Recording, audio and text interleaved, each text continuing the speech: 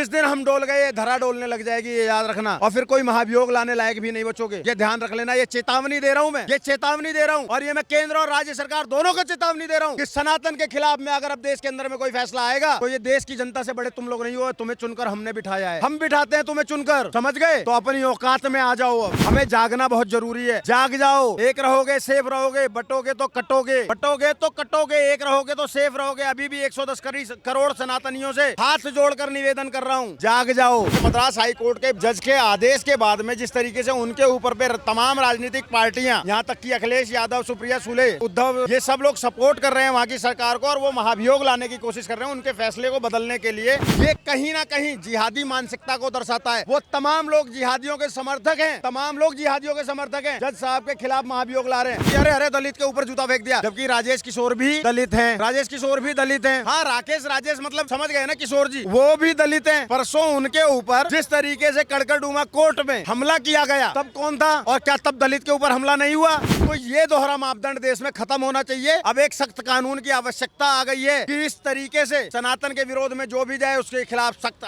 Action लिया जाए। हिंदू के रहने वाले स्थान को हिंदुस्तान कहते हैं, उस भारत में हिंदू को दोयम दर्जे का बना दिया कि अगर वो राज्य सरकार में महाभियोग लाकर हाई कोर्ट के जज का फैसला बदलने की औकात रखते हैं तो आप केंद्र सरकार में हो और आप चाहोगे तो वहाँ पर आप राष्ट्रपति शासन भी लागू कर सकते हो। ये आपके हाथ में। सनातन धर्म के खिलाफ जाने वालों के खिलाफ अब एक्शन लेना केंद्र सरकार की भी जिम्मेदारी हो गई है। अगर केंद्र सरकार अब भी चुप बैठता है तो कहीं ऐसा ना आ जाए, कहीं ऐसा ना आ जाए कि हम तुम्हारे विरोध में खड़े हो जाएं। समाजवादी पार्टी की सरकार, इन्हें हज हाउसेज बनाने में बड़ा मजा आता था, कैफे के अंदर नंगा नाच कराने में बड़ा मजा आता था, लेकिन जब हम अपना दीप प्रज्वलित करने की बातें करते हैं, जब हम अपने मंदिरों की शोभा यात्राओं की बातें करते हैं तो इनके पेट में मरोड़े मारने लग जाते हैं, क्योंकि ये उस मुल्ला मुलायम के बेटे हैं जिसने मेरे कार सेवकों पर गोलियां चलवाई थी। ये तमाम विपक्षी पार्टियां सिर्फ और सिर्फ 14% वोटर्स को साधने में इसलिए लगी हुई हैं कि मैं बहुत ही भारी मन से ये बात बोल रहा हूं कि भारत का 110 करोड़ हिंदू सारे जाकर वोट नहीं करते हैं।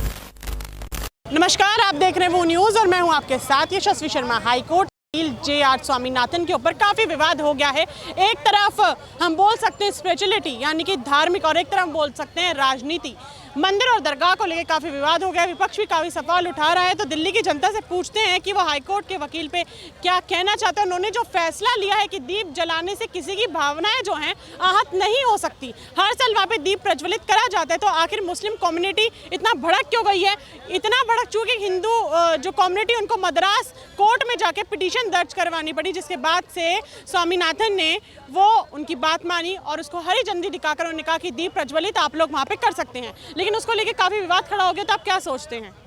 देखिए, ये भारत का दुर्भाग्य है, भारत का दुर्भाग्य है, और भारत का ही नहीं पूरे विश्व का दुर्भाग्य है कि जहाँ जहाँ सो कॉल्ड पीसफुल कम्युनिटी तथा कथित शांति प्रिय समुदाय, जहाँ पर भी जनसंख्या में ज़्यादा होता है वहाँ पर इस प्रकार के दबाव बनाना शुरू कर देता है। और वही हम आज देख रहे हैं, जिस प्रकार से मद्रास हाई कोर्ट के जज के आदेश के बाद में जिस तरीके से उनके ऊपर पे तमाम राजनीतिक पार्टियां, यहाँ तक कि अखिलेश यादव, सुप्रिया सुले तक, उद्धव, ये सब लोग सपोर्ट कर रहे हैं वहाँ की सरकार को, और वो महाभियोग लाने की कोशिश कर रहे हैं उनके फैसले को बदलने के लिए। ये लोकतंत्र की असली हत्या है। मैं आज पूछना चाहता हूँ तमाम लिबरल्स से, तमाम विपक्षियों से, तमाम वामपंथियों से जो संविधान की किताब दिखाते थे, संविधान की किताब दिखा कर कहते थे कि लोकतंत्र बचाना है, लोकतंत्र बचाना है, लोकतंत्र बचाना है। आज जब ये सरकार मद्रास हाई कोर्ट के जज के खिलाफ महाभियोग लाकर उनके फैसले को बदलने की कोशिश कर रही है, तो क्या ये लोकतंत्र की हत्या नहीं है? भारत के अंदर में हमारा जहां मन करेगा हम वहां दीप प्रज्वलित करेंगे। इससे किसी के पेट में क्या दर्द हो रहा है, मेरे समझ में नहीं आ रहा है। भारत सनातनियों का देश था, भारत सनातनियों का देश है और भारत सनातनियों का ही देश रहेगा। पूरी दुनिया में इकलौता भारत ही तो सनातनियों का देश है। और उस देश में अगर दीप प्रज्वलन के लिए एक जज अगर फैसला देते हैं उसके समर्थन में, तो उनके खिलाफ महाभियोग लाना ये कहीं ना कहीं जिहादी मानसिकता को दर्शाता है। वो तमाम लोग जिहादियों के समर्थक हैं, तमाम लोग जिहादियों के समर्थक हैं जो जज साहब के खिलाफ महाभियोग ला रहे हैं। यहाँ पर देखिए दोगला मापदंड बताता हूँ अब आपको।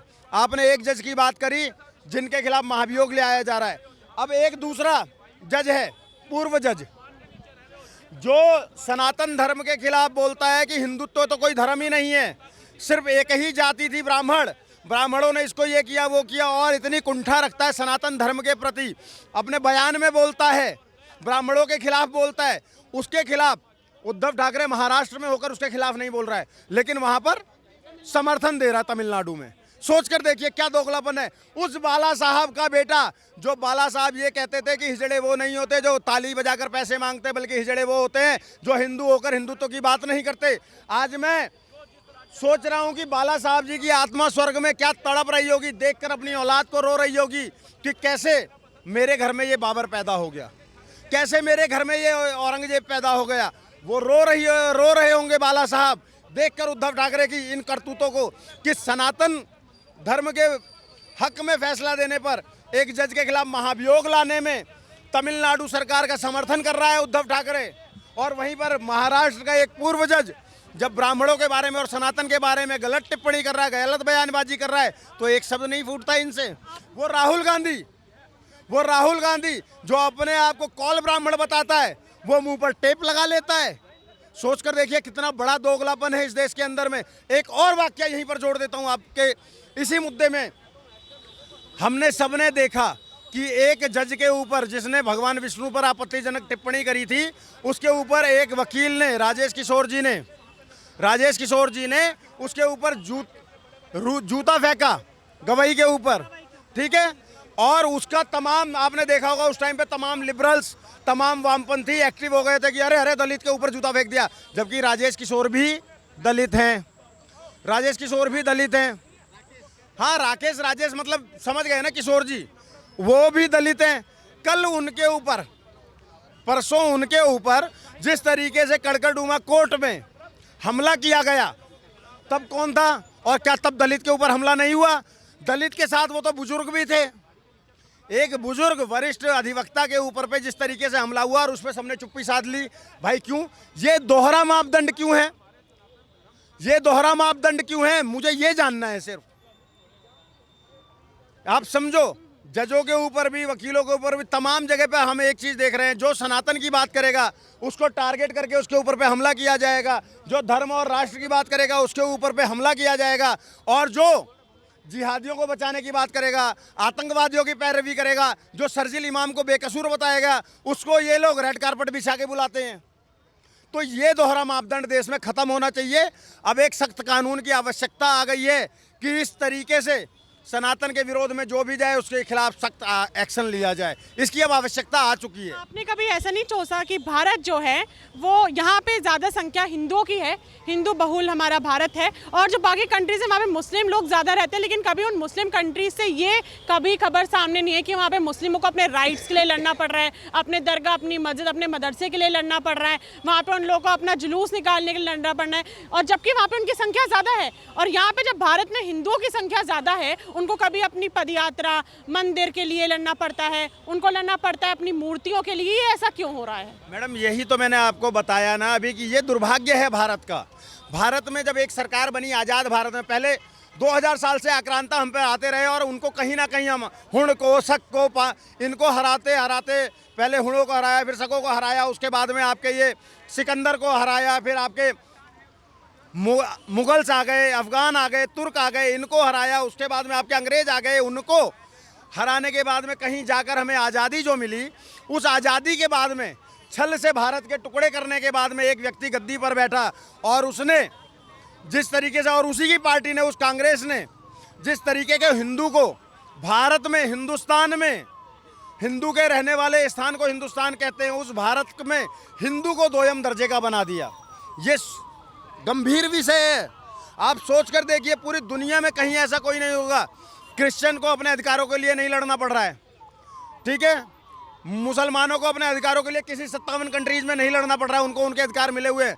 लेकिन भारत के अंदर में हिंदुओं को छोटी से छोटी यात्रा निकालने के लिए भी लड़ना पड़ रहा है, अपनी मूर्तियों के लिए भी लड़ना पड़ रहा है, अपने मंदिर के लिए भी लड़ना पड़ रहा है, और अब तो यहाँ तक लड़ना पड़ रहा है कि अगर कोई सनातन के पक्ष में बयान दे दे या एक जजमेंट दे दे, तो उसके फैसले को बदलने के लिए महाभियोग तक लाया जा रहा है। लोकतंत्र को इस तरीके से हत्या की जा रही है। मैं केंद्र सरकार से बोलना चाहता हूं कि अगर वो राज्य सरकार में महाभियोग लाकर हाई कोर्ट के जज का फैसला बदलने की औकात रखते हैं, तो आप केंद्र सरकार में हो और आप चाहोगे तो वहां पर आप राष्ट्रपति शासन भी लागू कर सकते हो।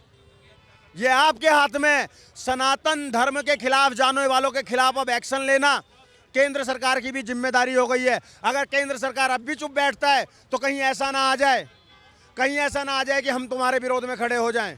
क्योंकि याद रखना मैडम, एक बात बता देता हूँ, रामधारी सिंह दिनकर जी ने लिखा था, ये जो अभी महाभियोग लाने की बात कर रहे हैं और फैसला पलटने की बात कर रहे हैं ना, तो इनके लिए बता दूं कि दुर्योधन भी बहुत घमंडी हो गया था। दुर्योधन को इतना घमंड हो गया था कि जब भगवान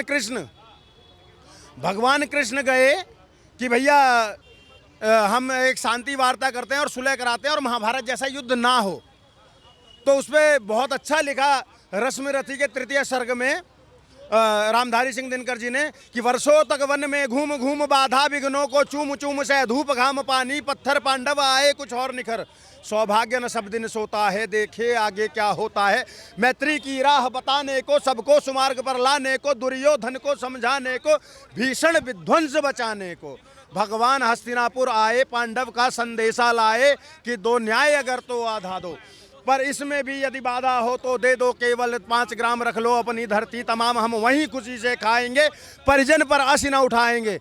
पर दुर्योधन तो मद में चूर था ना, तो आगे क्या है कि दुर्योधन वह भी दे न सका, आशीष समाज की ले न सका, उल्टे हरि को बांधने चला, जो था साध्य साधने चला, और जब नाज मनुज पर छाता है पहले विवेक मर जाता है, हरि ने भीषण हुंकार किया अपना स्वरूप विस्तार किया और डगमग डगमग दिग्गज डोले, डगमग डगमग दिग्गज डोले, भगवान कुपित होकर बोले हाँ हाँ दुर्योधन बांध मुझे जंजीर बढ़ा अब साध मुझे, हित वचन नहीं तूने माना मैत्री का मूल्य ना पहचाना, तो ले अब मैं भी जाता हूँ अंतिम संकल्प सुनाता हूँ, यातना नहीं अब रण होगा जीवन जया के मरण होगा, टकराएंगे नक्षत्र निकर बरसेगी भू पर वहनी प्रखंड फड़शेष नाग का डोलेगा, विकराल काल मुख खोलेगा, दुर्योधन रण ऐसा होगा फिर कभी नहीं जैसा होगा। तो ये जो महाभियोग लाने की बातें कर रहे हैं, सनातन के हक में फैसला आने पे मैं उनको बता देना चाहता हूं कि प्रभु श्री कृष्ण ने शिशुपाल की 99 गलतियां माफ करी थी, 100वीं नहीं करी थी, और आज श्री कृष्ण की भूमिका में 110 करोड़ सनातनी हैं। ये याद रखना, हम जब तक सुलह की बात कर रहे हैं, जब तक समझौते की बात कर रहे हैं, जब तक संविधान से चलने की बात कर रहे हैं, तब तक तुम ये पाप करते जा रहे हो। जिस दिन हम डोल गए धरा डोलने लग जाएगी, ये याद रखना, और फिर कोई महाभियोग लाने लायक भी नहीं बचोगे। ये ध्यान रख लेना, ये चेतावनी दे रहा हूं मैं, ये चेतावनी दे रहा हूं, और ये मैं केंद्र और राज्य सरकार दोनों को चेतावनी दे रहा हूं कि सनातन के खिलाफ में अगर अब देश के अंदर में कोई फैसला आएगा तो ये देश की जनता से बड़े तुम लोग नहीं हो, तुम्हें चुनकर हमने बिठाया है, हम बिठाते हैं तुम्हें चुनकर, समझ गए? तो अपनी औकात में आ जाओ, अब जरूरी हो गया है। आपने अखिलेश यादव की बात करी, राहुल गांधी की बात करी, तो एक समय था अभी कुछ महीने पहले ही हमारा पर्व जो दीपावली है वो गया है, उसमें आपने अखिलेश यादव का बयान सुना होगा कि क्या फायदा होता है, दिए जलाने से इतने पैसे दिए में क्यों लगाते हो। और अब जब एक और बार दिए का मुद्दा उठा है, दीपावली का त्यौहार नहीं है, उनके लिए बहुत बड़ा त्यौहार है हिंदुओं का तमिलनाडु में, और जब दीप प्रज्वलित करने की बात होती है तो एक बार फिर से अखिलेश यादव आके उसका विरोध करते हैं। तो उनको दिक्कत दिए से है या फिर उनको दिक्कत हिंदुओं के पर्व से है? चाहे दीपावली हो, चाहे तमिलनाडु में हिंदुओं का त्यौहार हो, चाहे अयोध्या में राम मंदिर बनने का कोई मुद्दा उठे। देखो, अखिलेश का एक नामकरण मैंने बहुत पहले किया था, अखिलेशुद्दीन। वो इसीलिए किया था क्योंकि अखिलेश यादव या समाजवादी पार्टी के नेता, समाजवादी पार्टी की सरकार, इन्हें हज हाउसेज बनाने में बड़ा मजा आता था, सैफई के अंदर नंगा नाच कराने में बड़ा मजा आता था। लेकिन जब हम अपना दीप प्रज्वलित करने की बातें करते हैं, जब हम अपने मंदिरों की शोभा यात्राओं की बातें करते हैं, तो इनके पेट में मरोड़े मारने लग जाते हैं, क्योंकि ये उस मुल्ला मुलायम के बेटे हैं जिसने मेरे कार सेवकों पर गोलियां चलवाई थी, मेरे कार सेवकों पर गोलियां चलवाई थी। तो जिसके बाप ने ऐसा पाप किया हो कि राम भक्तों पर गोलियां चलवाई हो, उसका बेटा रामद्रोही क्यों ना होगा? उसका बेटा भी रामद्रोही ही होगा।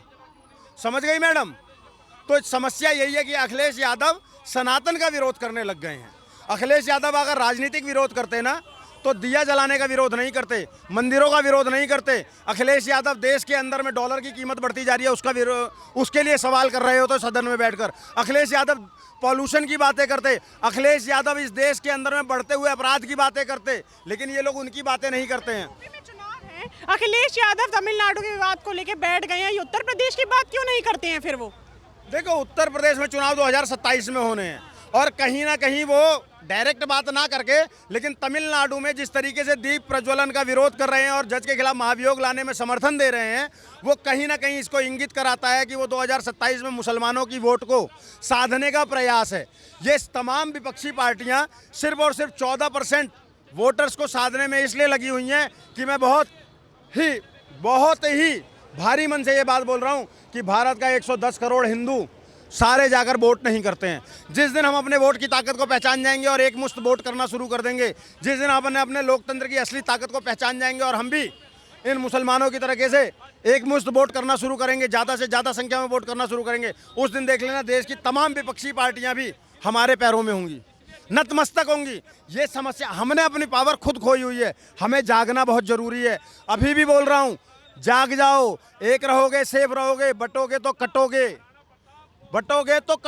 एक रहोगे तो सेफ रहोगे। अभी भी 110 करोड़ सनातनियों से हाथ जोड़कर निवेदन कर रहा हूं, जाग जाओ, वोट दो, वोट तुम्हारा अधिकार है, देश हित में वोट दो। मैं नहीं कह रहा किसी पार्टी को, जो तुम्हें लगता है कि वो देश हित में काम करे उस पार्टी को वोट दो, लेकिन अब देश हित में वोट दो, राष्ट्र हित में वोट दो, ये ध्यान रखो।